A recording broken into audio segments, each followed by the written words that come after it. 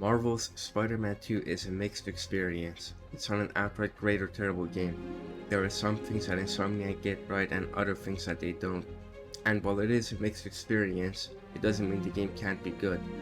Even though Spider-Man 2 is a conflicting experience, all things given, it's a pretty good game and a solid sequel.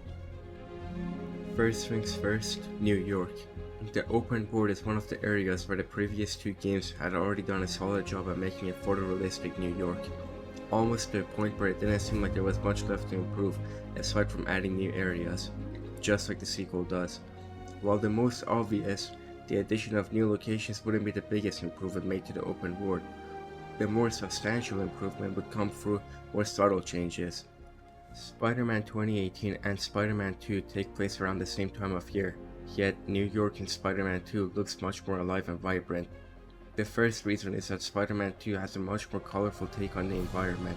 There's more street art, green life, and brighter colors that together make for a more colorful New York. The other big difference is population density. It's easy to miss if you haven't played the older games close to playing Spider-Man 2, but if you have, then the difference in population is quite striking. The larger populace and the increase in color go hand in hand in making it more believable that this is a city with around 8 million inhabitants. This is the kind of improvement you expect from a sequel on such a large scale, releasing exclusively on a new generation of consoles. Now, having talked about the city, it's time to talk about web swinging. When the first game came out in 2018, most people, albeit wrongly, called the game's web swinging the perfect traversal system for Spider-Man. It was cinematic, it was grand, but it also lacked player control. While everyone is entitled to their opinion, calling Spider-Man 2018's web swinging perfect is far from the truth. Calling something perfect means that it has no flaws. In the case of Marvel's Spider-Man, that's not true, and Miles Morales proved it.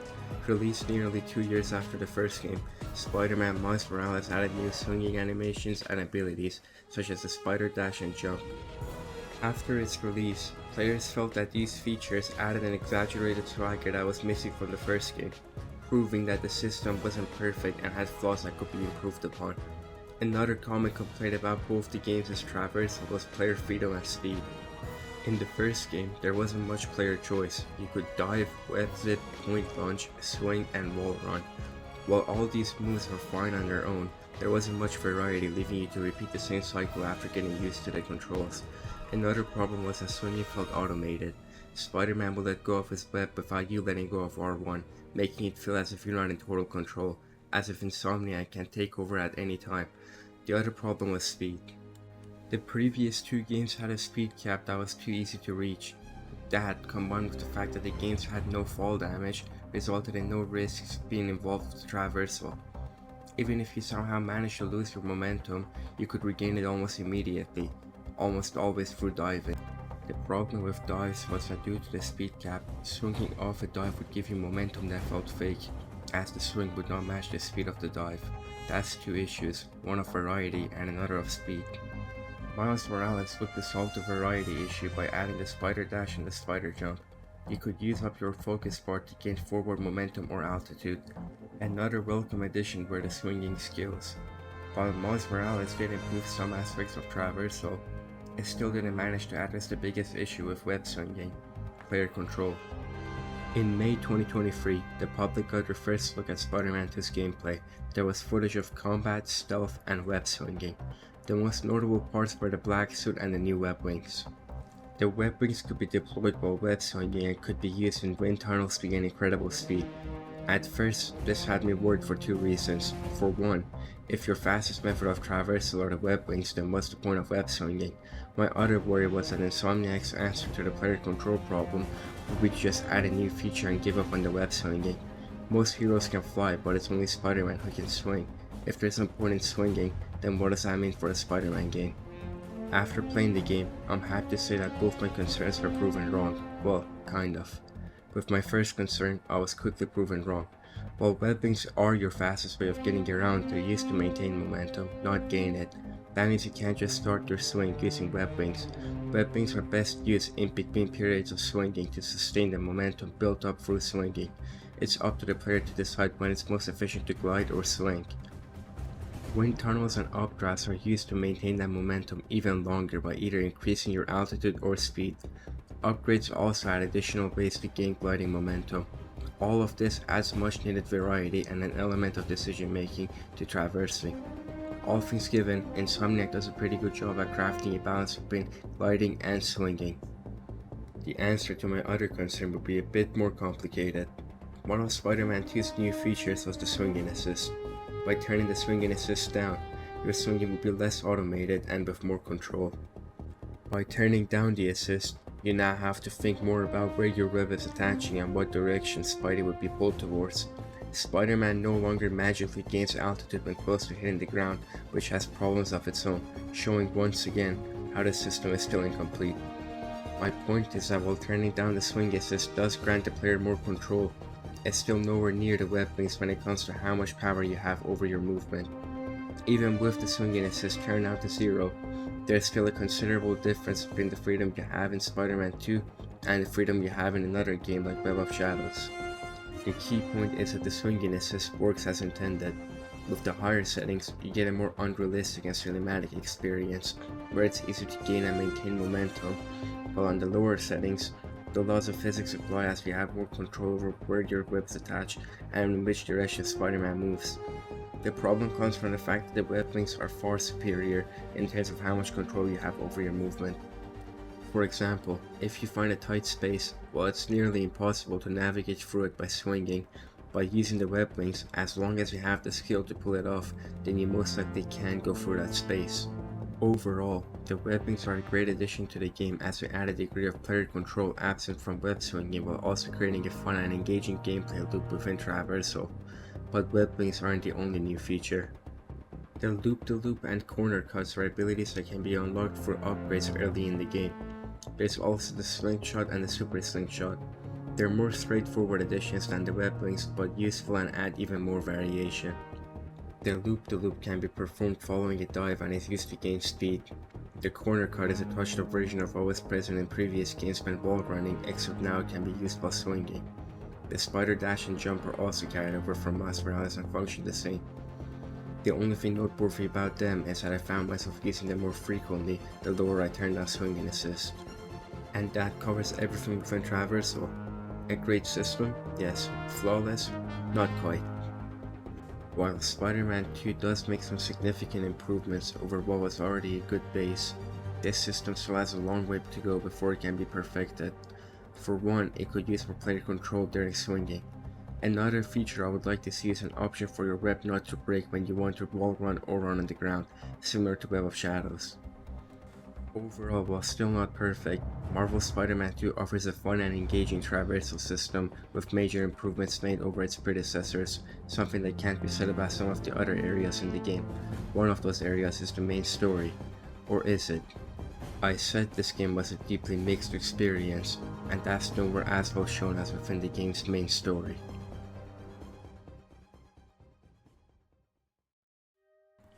On September 17, 2021, only 8 days after Spider-Man 2's reveal trailer, on a podcast with This Week in Marvel, the vice president of Marvel Games, Bill Roseman, said, "If the first Spider-Man game was Star Wars, Spider-Man 2 is kind of our empire. It gets a little darker."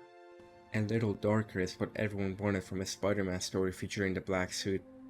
Every Spider-Man story that has ever dealt with the symbiote tends to explore more mature themes such as addiction, something this game claimed to do. In the build-up to the game's release, Peter Parker's voice actor Yuri Lowenthal revealed that the team behind the game had studied the behaviors of addiction. Adapting Venom and the Black Suit meant Insomniac had more pressure on them than ever before, as fans would not only compare his portrayal of Spider-Man but also one of his most iconic storylines. In addition to that, Spider-Man 2 will be the first video game to adapt the symbiote storyline in 13 years, 15 if you don't count Shattered Dimensions. On top of that, Spider-Man 2 would tell the story of two protagonists and the surrounding worlds as Miles Morales and Peter Parker were about to share the spotlight. In addition to all of that, this game was the third entry of the series on a new generation of consoles with the highest price yet, meaning that players would expect improvements in every field. All of this to say that stakes had never been higher, and whether Insomniac would meet them was for the players to find out on October 19th, 2023, as Marvel's Spider-Man would get its long-awaited sequel. The opening to Spider-Man 2 introduces a lot of mechanics, web swinging, character switch, combat, and gadgets, while also introducing the antagonists and character struggles. Both Peter and Miles struggle to balance their lives as Spider-Man. Peter looks for a new job after getting fired, while Miles struggles with getting into college. As far as openings go, this is pretty solid. In just under 40 minutes, you get to know where Peter and Miles are in life, are introduced to the first set of side missions, and get familiar with the game's core mechanics. That being said, there are some questionable concepts within the opening.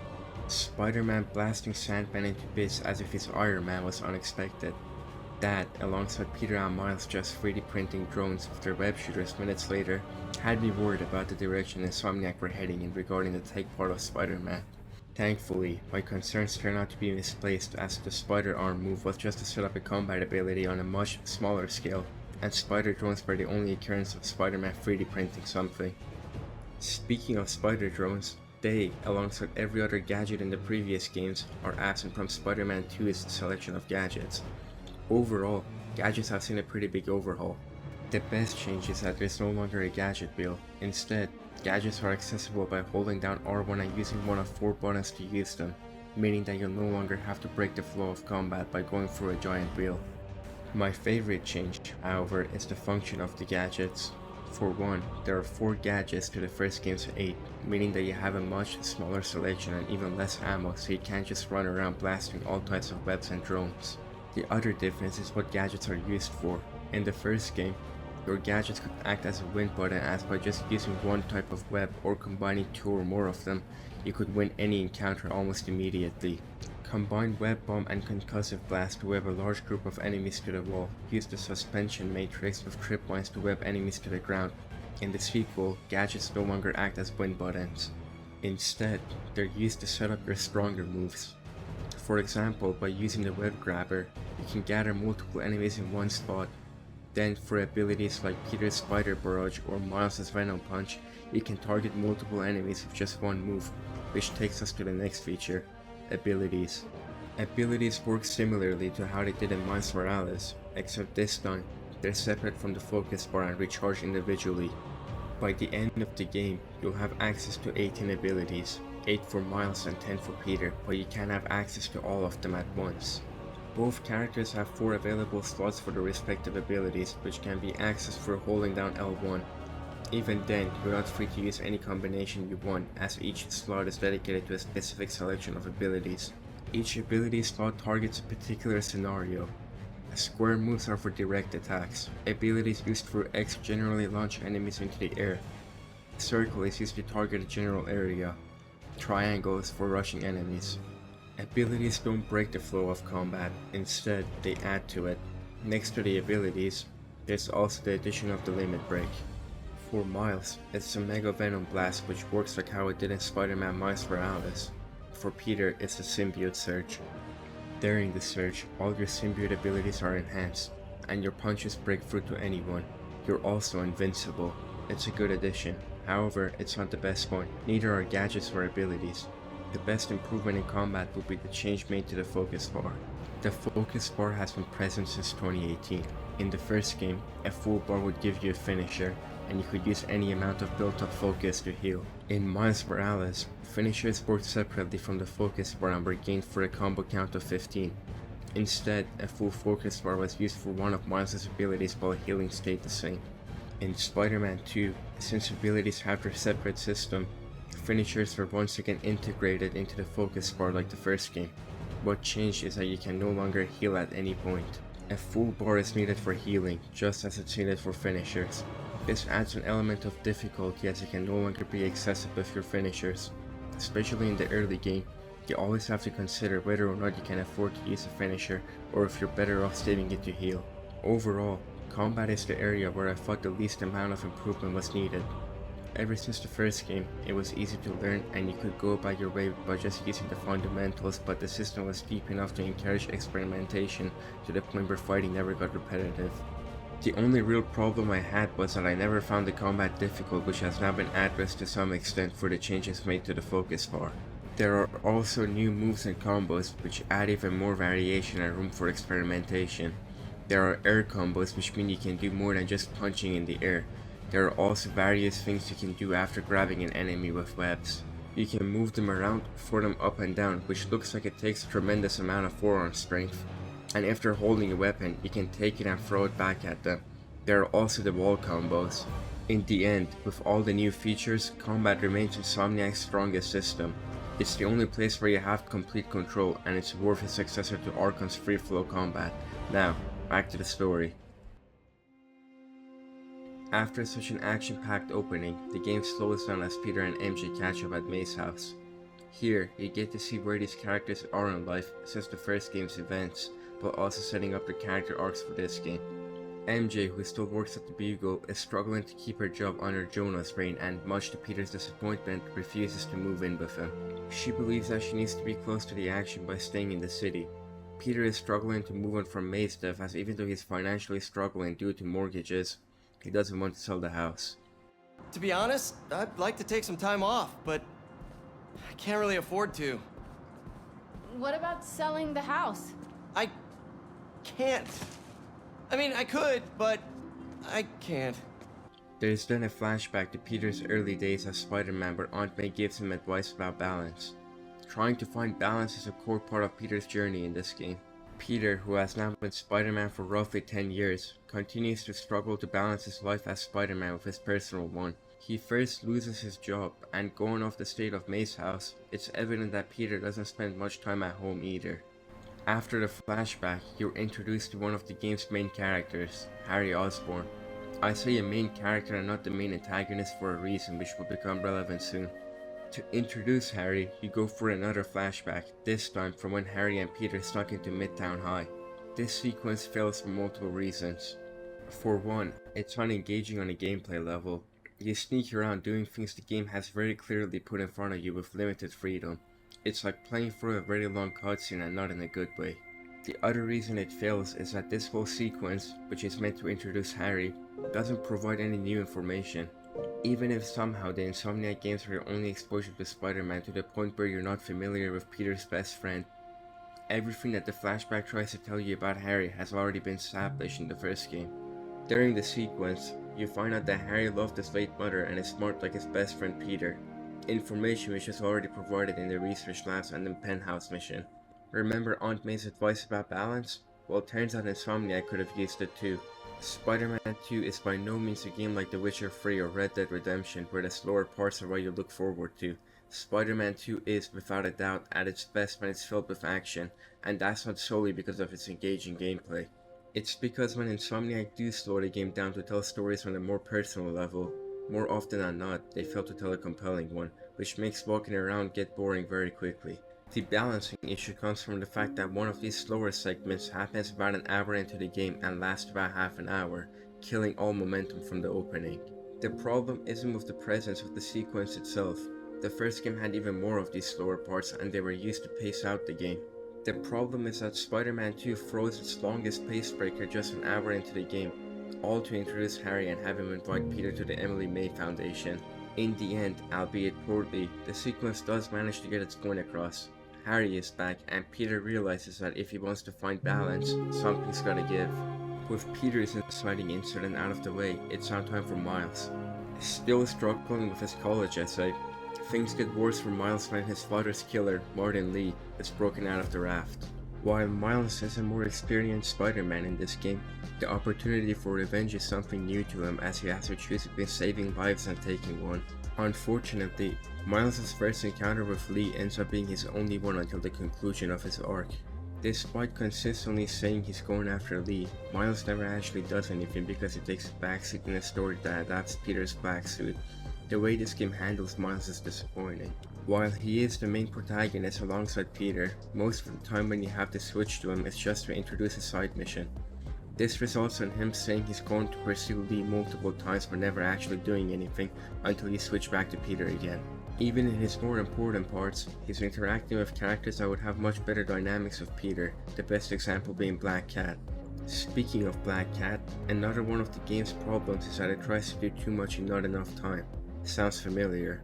Based on my playthroughs, a statement by Brian Entehart and HowLongToBeat.com, Spider-Man 2 is similar in length to the first game, which on its own isn't a problem. Longer doesn't always mean better, as Ubisoft have proven many times. The problem is that while the two games take around the same time to beat, Spider-Man 2 features many more characters and plot lines as a result of having two protagonists. The first game was Peter's story, where Miles was introduced and developed as a supporting character. The second game was all about Miles, without any of Peter's supporting cast present. Spider-Man 2 takes both of these characters along with the supporting cast and tries to fit them in the game as long as one with just a single protagonist. The problem isn't that there are two protagonists, the problem is that there are two protagonists and not enough time. Insomniac tries to make up for this by giving Miles more designated side missions, such as Uncle Aaron's stashes and Vision's Academy activities. The Vision's Academy missions are some of the worst side content in all three games. In principle, there's nothing wrong with Spider-Man doing more grounded activities, after all, it's part of his friendly neighborhood brand. What's bad is that the game has you doing boring activities for boring people. Just because the activities are grounded doesn't mean they have to be boring, and just because the characters are established also doesn't mean they have to be boring. Unfortunately, the problem of having bland characters isn't exclusive to the Academy students. The game as a whole suffers from a severe lack of charisma. The way Harry and Peter or Ganke and Miles interact isn't an accurate showing of longtime best friends interacting. The same applies to Peter and MJ's relationship. They don't sound like people who've known each other since high school and have spent many years with each other. Instead, they sound as if this is their first week of dating. You were so excited about this job. I know. I had the whole semester planned out. Next week, we were gonna make a potato-powered helicopter. This lack of intimacy is much more apparent during the slower parts of the game compared to the high-stake ones, once again highlighting Insomniac's shortcoming in making the slower parts interesting. Take Coney Island. If you complete all the games, then that's 15 minutes you spend with Harry, MJ, and Peter. Yet there's nothing here that makes you care deeply about the supposed profound connection these characters are meant to share, something the first game nailed with Aunt May and Doc Ock. Now compare that to the moment when MJ and Harry think Peter's dead. Sorry. I was always so busy. Don't. Through sheer performance and presentation alone, this game manages to make me care about Harry and MJ's feelings. I know that Peter isn't going to die, but they don't, and through brute force alone, Insomniac makes me care. This is going to be a recurring theme for this game. Speaking of Peter dying, he's saved when the symbiote leaves Harry as Peter finally gets the black suit. Get up!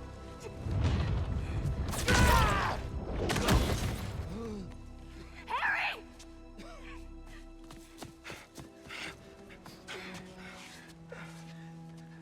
Pete? Please stay with us. Come on. Pete, come on, this is nothing. Remember in 5th grade when you... No. No. You gotta stay awake, buddy. Pete!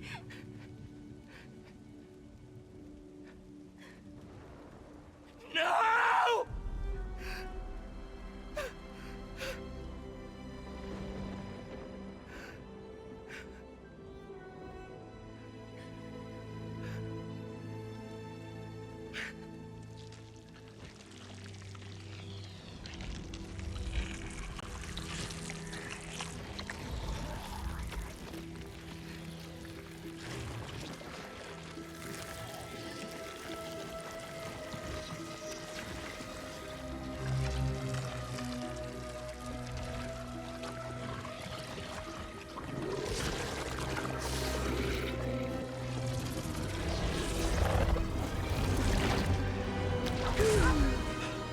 What happened?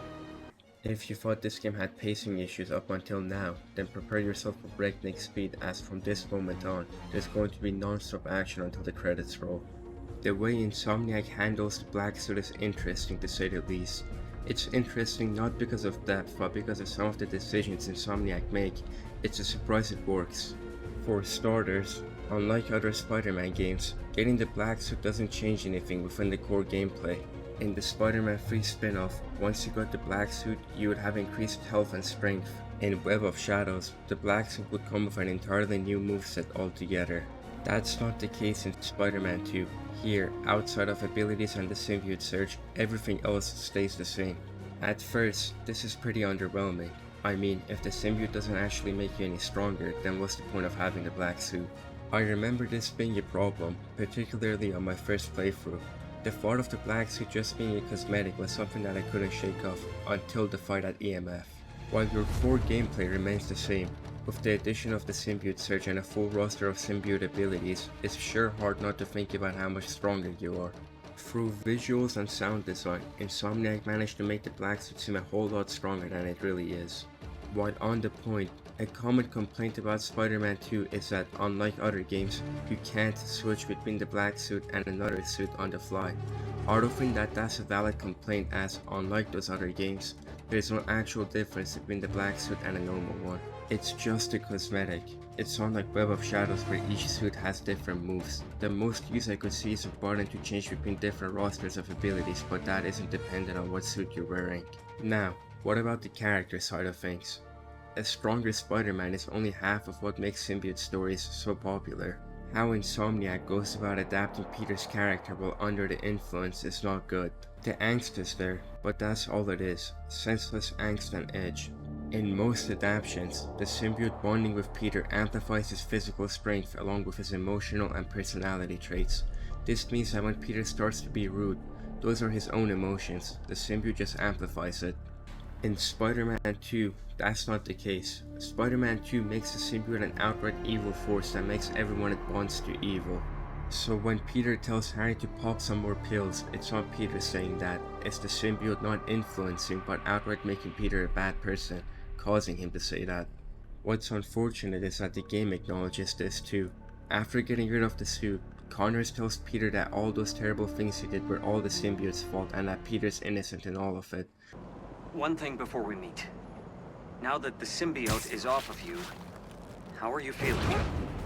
Fine. Relieved that it's over. Ashamed at what I did. It's not your fault. There's still so much we don't know. Everybody else is in complete union too. Peter is never held accountable for his actions and everyone is willing to forgive him immediately, once again blaming the symbiote. Not only does this strip the story of any consequence, but it also makes the symbiote a one-dimensional generic villain. The characterization, however, is not the only place this symbiote adaptation fails. The black suit also suffers from a lack of screen time. There are only 7 missions of the black suit. As a result, Peter goes from friendly to emo too quickly. In just the space of one night, Peter goes from this... Relax and be a good proton. Huh? Stay positive. to this. No wonder your family left you! You're not strong enough! While there are still some things left to talk about, this adaptation of the black suit somehow works. From its design to the dialogue to the action, it's hard to find time to complain, as this is by far and away the best looking and the coolest adaptation of the black suit. With Yuri Lowenthal's performance alongside how Spider-Man uses the symbiote, it's hard not to be pleased. Just look at how he handles the lizard. Ironically, this is the story of Spider-Man 2, shallow and without depth but extremely entertaining.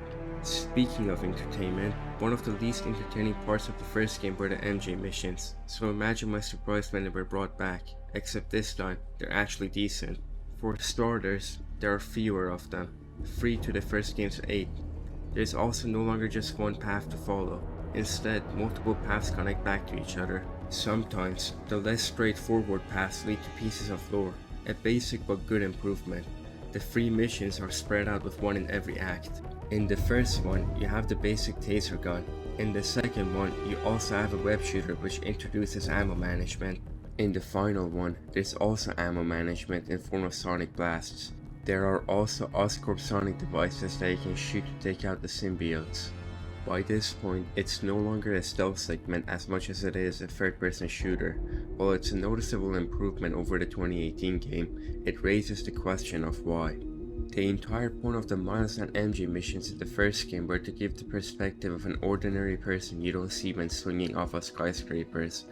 If you're now playing as someone who can take out trained hunters and evil aliens, then you're no longer getting that perspective. It defeats the purpose of these missions. At this point, wouldn't it make more sense to not include them at all? Personally, I can see them staying for narrative reasons similar to the mission Wake Up.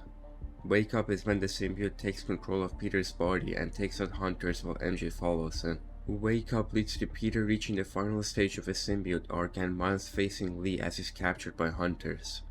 Miles' character arc is mostly concluded when he fights Lee. It's once again a surprise that Insomniac make this conclusion work, as Miles' story hasn't made any real progress since the attack on Raft. He's either been a part of Peter's story or has been used to introduce side missions, so when he finally does get to fight Lee, there's not much build up to it. Martin Lee is one of 6 main story boss fights. Boss fights are Spider-Man 2's furthest leap ahead. In Spider-Man 2018, boss fights could be boiled down to webbing the enemy until you can web strike or moving the enemy into exposition so you can drop something on them. While they weren't boring, they also weren't challenging. Spider-Man Miles Morales was once again a step in the right direction as its final fight keeps you on your toes. Spider-Man 2 makes every fight a challenge. The first big difference is that bosses have a health bar now. They now take place in arena-like spaces and are much simpler in design. It's no longer about going through a sequence of moves to open up the boss for hits, but rather a challenge on your combat capabilities.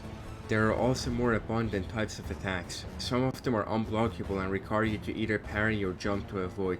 Some are unparryable and have a large range. Different types of attacks mean that you have to be more alert to avoid them. The fights are also more engaging as you can come up with different strategies to extend your combos. There are certain combo breakers that bosses use before doing a unique attack. To make your combos last longer, you can take the fight to the air to land some extra hits. Gadgets are also useful for disturbing enemy attacks. While the boss fights in this game are for the majority good, that's not to say they don't have their problems. Sometimes the hitboxes are off, other times you need to hit very specific places. For example, after stunning the lizard, you have to stand at a specific spot to start your critical combo. If you use any attacks other than square or don't stand in that exact spot, you lose your opportunity for that combo. Arenas can also be an issue. Before the fight against Peter, Peter covers the entire arena using the symbiote. Since Peter is wearing the same stuff that's covering the arena, it's a pain in the ass trying to fight him as half the time he's blending in with his surroundings. There are also inconsistencies. Special abilities can be used to stop enemy combos, until they suddenly can't. This inconsistency can result in getting hit when counting on abilities as a way of defense. Abilities can also go to waste when the game decides that bosses have to perform a certain move no matter what. For instance, Venom can change arenas mid-fight. Problem is, he becomes near invincible right before he does, and there's no way of knowing. This results in abilities used in this window going to waste as they only chip off a small amount of health. In addition to that, it's immersion breaking. Once again, it feels like you only have so much freedom, and Insomniac can interfere with your game at any moment. The same applies to set pieces. Set pieces haven't changed much from the first game, cinematic and flashy but lacking player involvement. Insomniac trades player challenge for a cinematic experience. Set pieces are no longer about navigating through unique circumstances, they're about following things as Insomniac intends for you to until you get to the next cutscene or QuickTime event. Namely, the chase at East River. You give chase for about 10 seconds before pressing 2 buttons and watching Miles take down a jet ski.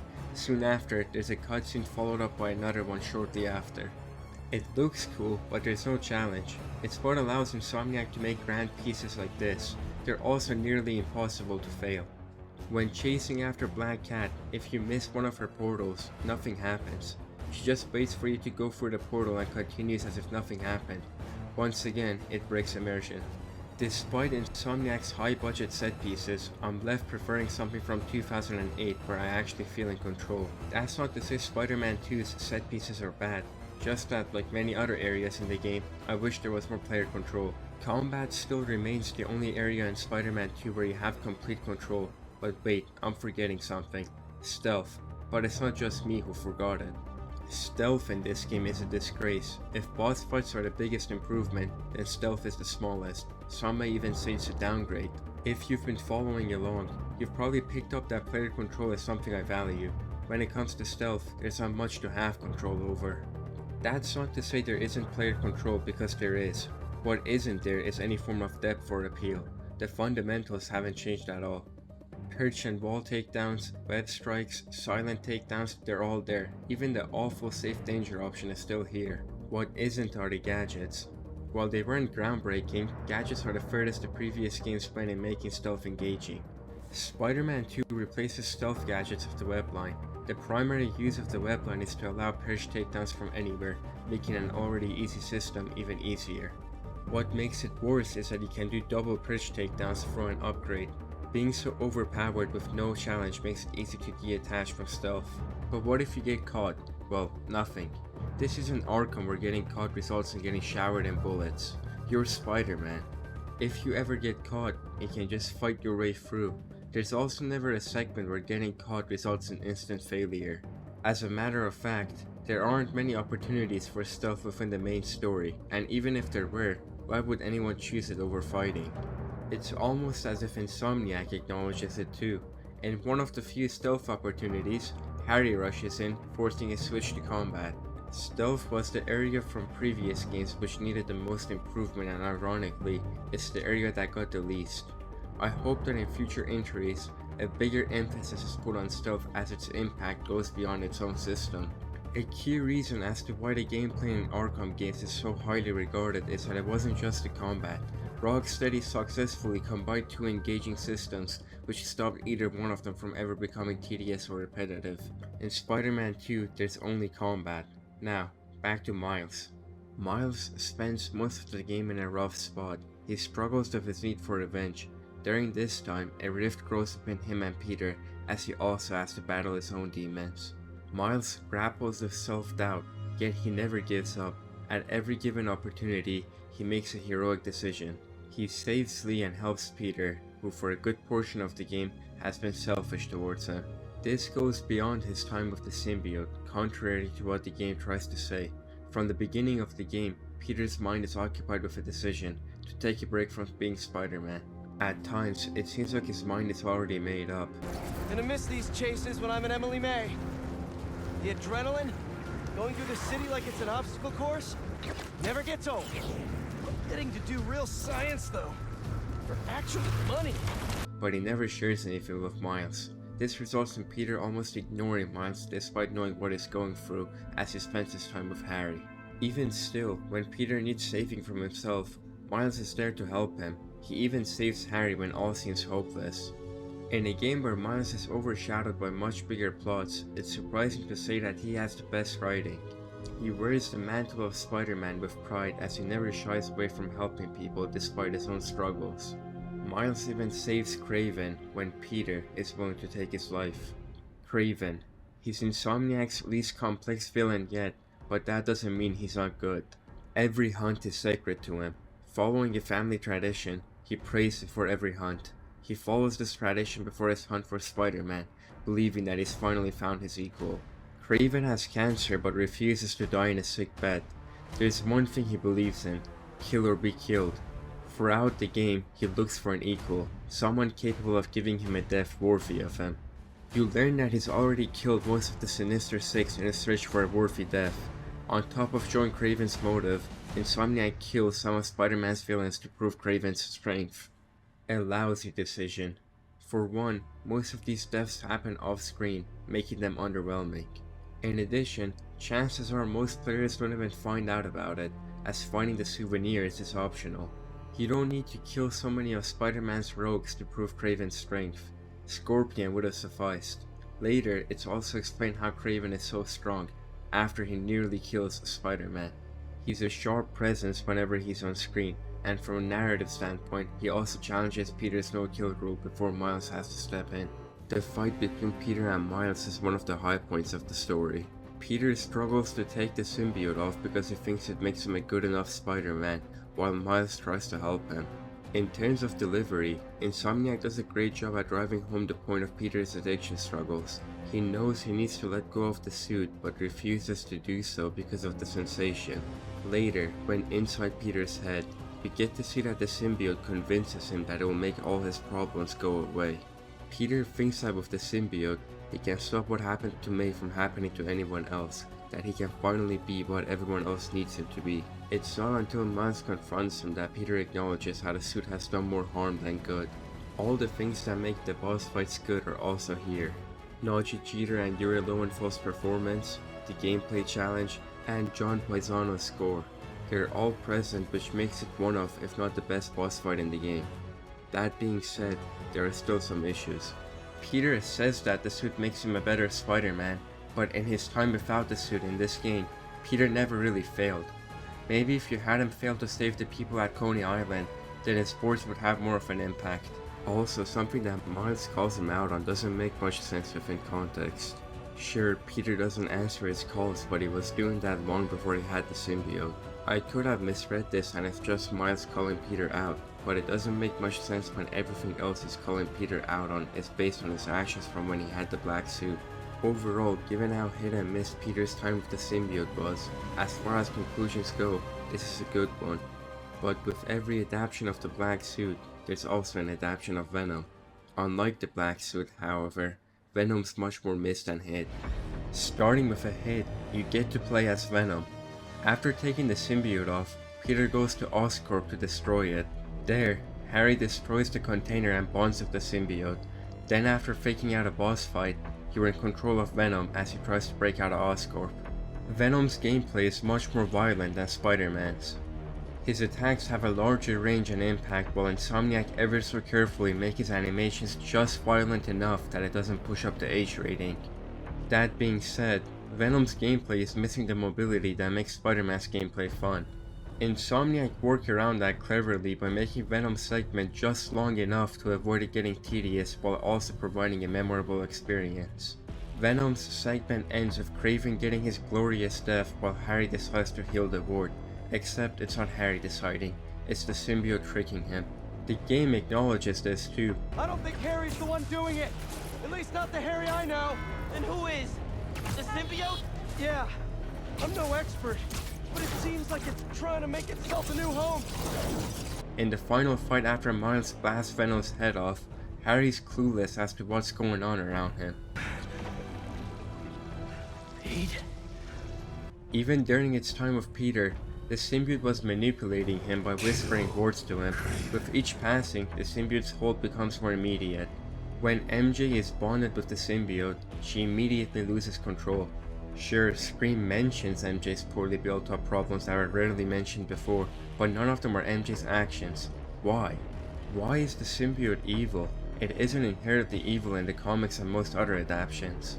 It likes Peter as its host, and once Peter rejects it, the symbiote is deeply hurt by it. As a result, when it bonds with Eddie, who has some sort of resentment towards either Peter or Spider-Man, the two's strong emotions make for Venom, who wants revenge from Spider-Man. That's the sole reason why Venom becomes Spider-Man's enemy. In Spider-Man 2, the symbiote is evil to begin with as it wants complete control over its host so it can conquer Earth. That's why in the later stages of Harry's time with the symbiote, only the symbiote is in control. Pete, what's happening? Just hang on, buddy! Please, no. Leave him alone. Harry is oblivious to everything around him as if he's just woken up from a coma, and what he wants goes against what the symbiote wants. The symbiote's goal is to take over Earth and needs a host. In doing so, it tricks Harry into thinking he's healing the ward, which starts Web of Shadows 2.0. Except 2.0 would mean it's an improvement, and this is anything but better. It's sudden and goes away as quickly as it comes, but there are some positives. When Venom touches a meteorite, the city is covered in tendrils. Tendrils can become an obstacle in traversal and pose a fun challenge. The other positive is combat. The hour or so of playtime between when Harry turns people into symbiotes and Peter gets anti-venom is the most challenging the combat gets. The symbiotes can take a hit, and without anti-venom or a weakness to electricity, the only weapon against them is the sonic grenade. There are 5 types of symbiotes: melee, ranged, grabber, rusher, and behemoth. The melees are yellow and can fight in the air. The ranged are purple. You can't web zip them. They keep their distance to either hit you with range attacks or send little symbiote bombs towards you. The red ones can grab you from a distance. Rushers are fast but weak to webs, and behemoth is the big brute. My problem with the symbiotes is their design. These things are meant to be threatening, yet I can't help but want to taste. They look like different flavors of cotton candy, not devilish aliens invading Earth. Nevertheless, they're the game's biggest difficulty spike until you get anti-venom. Because of Peter's time with the symbiote, he's still connected to the hive mind, so when the symbiotes get their hands on him, they put him in a coma-like state. Martin Lee, who the symbiotes have a weakness towards, goes inside Peter's head along with Miles to cure him of the hive mind. Lee regrets his actions from the last game. Inspired by Miles, he takes his chance to try and turn over a new leaf. He helps save Peter by putting his power into him, which results in Peter gaining anti-venom powers. Peter's new powers don't come from a symbiote. As of now, the anti-venom is described to be a power inside Peter that he can't be separated from. It's not like the other symbiotes where he can hand it off as it's bonded to him on a cellular level. Now, I understand why Insomniac did this. They needed a way to let players keep the symbiote abilities after Peter gets rid of the black suit. But that's not an excuse for how it completely goes against the story Insomniac are meant to be telling. If Peter's time with the symbiote was a metaphor for addiction, then he can't just get back what he was addicted to without any drawbacks, just because he accepted that he was wrong. Think about it this way. Let's say you're dealing with alcoholism. You're addicted to it and it makes you abusive to the people close to you. Acknowledging its negative effect, you decide to put away alcohol. Just because you acknowledge your addiction and set it aside, does that mean you should be able to drink without any drawbacks? Of course not. So when Insomniac tried to tell a story about addiction, it's contradictory to give Peter back what he was addicted to without any of the downsides. It makes the whole fight between Miles and Peter pointless. Peter was supposed to come to terms with the fact that he's enough the way he is without the symbiote. That the symbiote doesn't make him a better Spider-Man. Yet, he regains all those powers only hours after the fight without any consequences. It also results in him getting this less than appealing suit, but if you thought that was ugly, wait till you get a look at this. That suit's not an alien, is it? It's time for a Miles Morales original, you know? And Miles Morales original. Yet there already was one. Miles making his own suit was a pivotal moment in his growth and accepting that he's Spider-Man. That suit also had the benefit of looking good, but being hideous isn't the evolved suit's only problem. It breaks immersion. This is an alien invasion, the end of the world. But how is anyone supposed to take it seriously when Miles has the time to go and make a new suit? Jameson calls out Peter for changing his suit in what's meant to be a joke, but Miles really does change his costume amidst an alien invasion. Not very heroic, but it gets worse. While Peter faces a whole army of symbiotes, Miles is busy asking Haley out. Saving her is understandable, but spending time chatting knowing how desperate Peter is to save Harry? Miles knows Peter's getting himself into a trap but is in no hurry to get to him. As for Peter, he can't come to terms with having to let Harry die to stop Venom. He doesn't want to let anyone else close to him die, and that takes us to the game's finale. It's the same story, the conclusion to a poorly set up plot, except for the first time, Insomniac failed to brute force their way into making a good conclusion. Everything present before is still here, a gameplay challenge, outstanding visuals, John Pisano score, and an exceptional performance from all voice actors involved, especially Yuri Lowenthal. Fight, Harry! Fight!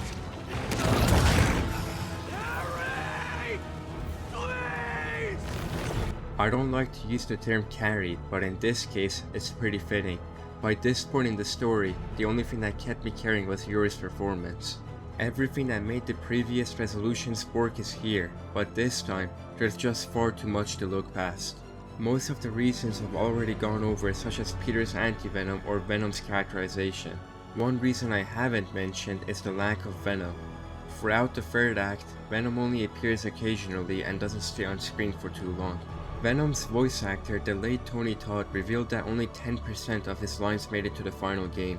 Whether or not the remaining 90% was cut content or if he was recording for a different project, I don't know.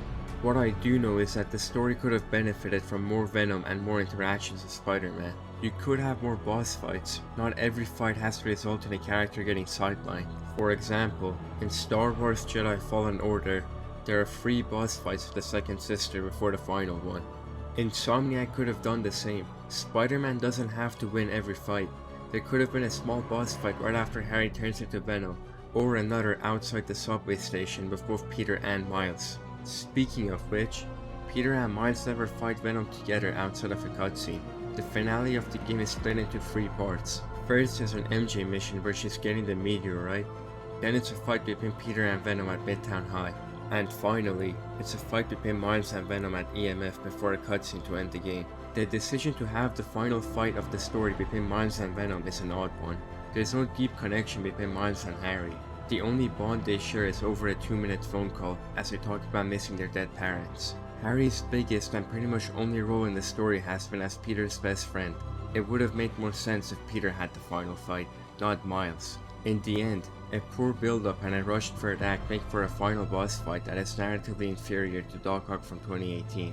Harry is not as complex as Octavius, and the only reason you might care about him is because Peter does. No matter how hard they try, Insomniac failed to hit the emotional peak of the last game. Peter tries to reach Harry by talking about their shared past, but it all comes crumbling down when you realize Harry isn't even aware or in control of what Venom's doing. Insomniac don't even commit to killing Harry, taking away from any impact his death could have had. A mediocre end to a conflicting story. But it's not over yet. Peter wants to retire, or at least take a break from being Spider-Man. It's not sudden. Insomniac had subtly built up to it since the beginning of the game. What makes it feel rushed and unearned is that Insomniac has done far more telling than showing. At the time of Spider-Man 2, Peter has been Spider-Man for nearly 9 years. In that sense, it's justified for him to finally take a break. The problem is that we, the audience, have only been with him for one of those 9 years. It doesn't help either that Peter only came across his bigger rogues within that year. It makes it feel like Peter's been Spider-Man for a long time in saying only, and it's too soon for him to want a break. Nonetheless, you can still switch to him after the story, and all he will say is break over. Speaking of post-game, side missions. You've got bases, FNSM requests, storylines, and collectibles. Bases are an improvement. Each faction functions differently and stops bases from becoming repetitive. For Hunter bases, you first have to take down 3 blinds. One to find the comm center, another to reveal weaknesses, and finally to find the location. The bases themselves also require more planning. If you take down the comm center before getting caught, then there won't be any reinforcements. There are also opportunities to make the bases easier by exploiting their weaknesses, a long way from just fighting waves of enemies. The same applies to the symbiote nests. The primary objective of every nest is to protect the sonic grenade and take down the central nerve, but it's not always the same. Sometimes the nerve moves, other times there's 2 of them, a small but much needed variation from the bases in the last game. Next up, Mysteriums. They're this game's version of Taskmaster challenges. For the most part, they're also an improvement, except you can only play them as Miles, even after finishing the storyline. That means there are no challenges that you can do as Peter, who has a whole different set of abilities to Miles. Talk about a waste. Similar to the Mysteriums are the Sand Crystals, Hunter Talents, and Prowler Stashes. Sand Crystals consist of finding sand people to get access to a crystal. Each crystal reveals a part of Flint's memory and what happened between him and the Hunters. The questline ends with Sandman regaining his sanity and giving Flint's daughter a statue of him. Hunter Talents have you flying after talents. Each talent gives a piece of data. In the end, you find out that the Chameleon is Kraven's brother, a tease for a future installment. Uncle Aaron's stashes can only be played as Miles. When the Hunters show up, Uncle Aaron thinks they might go after his tech, so he asks Miles to get to them before the Hunters. Each stash requires you to do a small puzzle. Then you grab the tech and Uncle Aaron tells a story from his past. By the end, Uncle Aaron has healed his relationship with Miles and Rio. Unfortunately, my ears will never heal. Then there are the FNSM requests, which were also in Miles Morales. They're mostly one-off missions where you help a random civilian.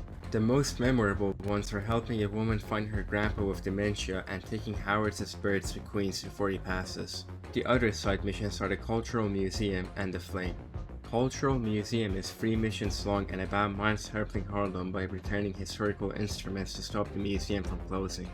The Flame is 5 missions long and about Yuri and Peter taking down a cult. In the end, it turns out their leader is Cletus Cassidy, and it teases Carnage for a future installment. Then there are the EMF side missions, which, similar to the research labs, involve conducting science experiments. Now would be a good time to say that the puzzles in this game are better than the ones in 2018, but not by much. Smaller side missions involve collectibles like the spider bots and new photo ops. Random crimes are also present. However, all that being said, the game after the story is void of life. Despite all the improvements made to the open world, the city that never sleeps feels quite dull and flat. Many reasons play into it. For one, the podcasts. Podcasts have the potential to give voice to a world outside of Spider-Man's. They can be a tool to bring to life the people of New York, to make it seem like Spider-Man is a part of this world rather than the world being made for him. Instead, they do the opposite. The Danicast talks as if she has a copy of the script. Friends of the Danicast, I woke up today with one question on my mind. What the hell happened at the Emily May Foundation last night? One minute we're talking philanthropy and using the means of production for good, and the next we're looking at a war zone. And yeah, listen, clearly those hunters were involved. Clearly they're the baddies here. But y'all saw the same footage of Spider-Man I did, yeah? The way that new black suit moves, how vicious it is. Call me worrywart if you want, but something ain't right. How does she know Black Suit Spider-Man is evil? If it's based on his violent moves, then Miles has been electrocuting people for about a year. How come she never called him out? Speaking of Miles, how does she know he's missing? Okay. One Spider-Man is missing. The other is not himself. People tend to disappear at night on account of them being asleep. Also, whenever she has someone else on her podcast, it's always someone from Spider-Man's close circle, making a city with a population of over 8 million people feel much smaller. Please welcome Mary Jane Watson. Please welcome renowned street artist and head of the Cooper Art Coalition, Haley Cooper. It also doesn't help that she mentions EMF as soon as Peter goes there, as if the building just spawned out of nowhere. What's up, Danicasters? I've seen the questions about that new Emily May Foundation. Who are they? What do they do? There are some examples of podcasts being used the right way. Near the beginning of the game, Danica talks about a guy who kept the trains running during the Sandman attack. Did y'all hear about this train worker, Dennis, who single-handedly kept the trains running during the Sandman attack? That's an example of creating a world outside of what the player sees. Not everyone has to be a friend of Spider-Man. Reason number 2, crimes. For what I assume to be political reasons, Insomniac have distanced themselves from cops, which means that there are fewer cops in this game compared to 2018. A lack of cops in an urban location such as New York makes the world feel less authentic and realistic. The final reason is the symbiotes. Despite all symbiotes being destroyed at the end of the story, somehow they're still running around in the postgame. It's even worse if you leave any nests behind, which are optional activities. It's distracting at best and outright immersion breaking at worst. Ultimately, all 3 of these factors go hand in hand in making the world feel empty and dead after the story. It's hard to stick around, especially on replays, and in a Spider-Man game, that's a terrible feeling. Spider-Man is a character that is grounded in the world around him. If he can't feel a connection to his world, then there's something missing. And that covers just about everything there is to be said about the game. Is Spider-Man 2 a mixed experience? Yes, but that's not the end of it. It may be an oversimplification to say, but at the end of the day, video games are meant to be fun, and I would be lying if I said I had anything but fun when playing Spider-Man 2. It's a mixed experience, but it's still a good game. It's by no means a masterpiece, but it doesn't have to be. I was surprised to see so many people expecting Spider-Man 2 to even have a shot at the 2023 Game of the Year. Not every game has to be a Witcher 3 or Red Dead Redemption. Sometimes, it's enough for a game to be enjoyable. The game has its flaws, but it also has its fair share of highs. It doesn't have to be a masterpiece, nor does it have to push the superhero genre forward. At the end of the day, Marvel Spider-Man 2 is a mixed but nonetheless good experience.